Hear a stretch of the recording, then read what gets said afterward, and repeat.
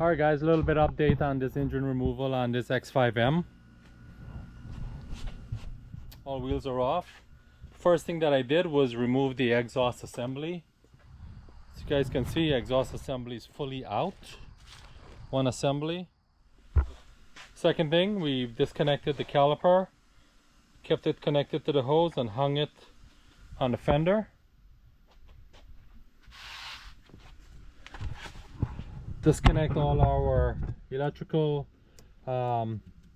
suspension for the sports suspension, then ABS sensors. Disconnect the upper control arm here and then tied it off to the spring. Did that on both sides. Removed all the exhaust shielding from the bottom. Disconnect the drive shaft. Unplug the actuator motor for the transfer case in the back.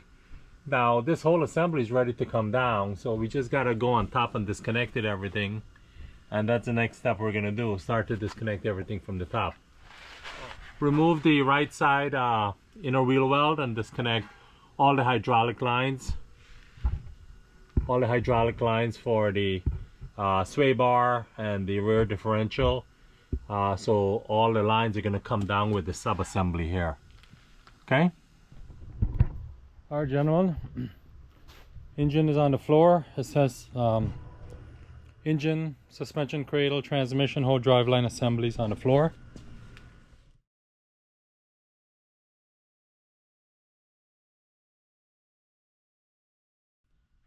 Alright, there she is. Complete assembly.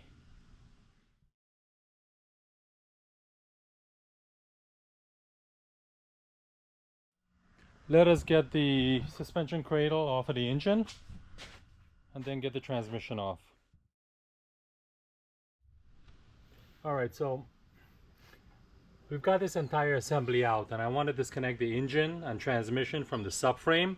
So I need to start to disconnect all the hoses and pipes that connects from the subframe to the engine. So what I'm going to do, I'm going to start to label them as A1 through X, whatever that number is. So first we've got this hose here, A1, these two, A2, A3, and this A4. We'll start with those and then we'll go around and see what is next. Okay? Alright guys, a little bit of an update here. We've separated the lower engine subframe from the bigger engine assembly. And in order to do that, of course, your two engine mounts right here.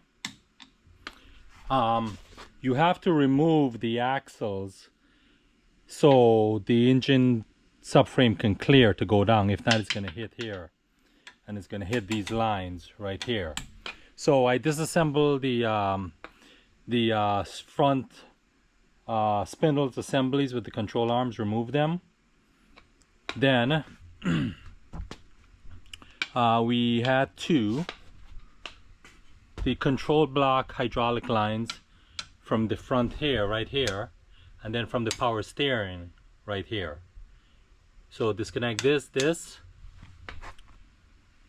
Then also remember the four hydraulic lines control block in the back here.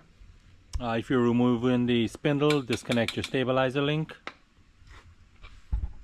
You've got your two radiator lines, coolant lines goes here.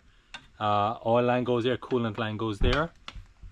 Then you've got another hose that goes right there. Okay, you've got one plug.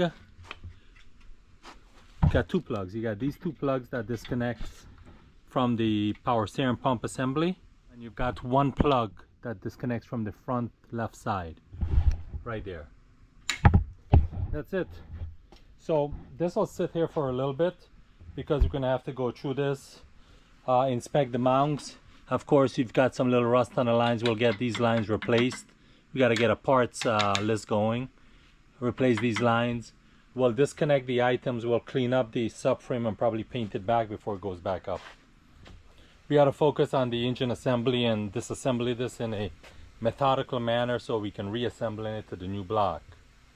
So stay tuned.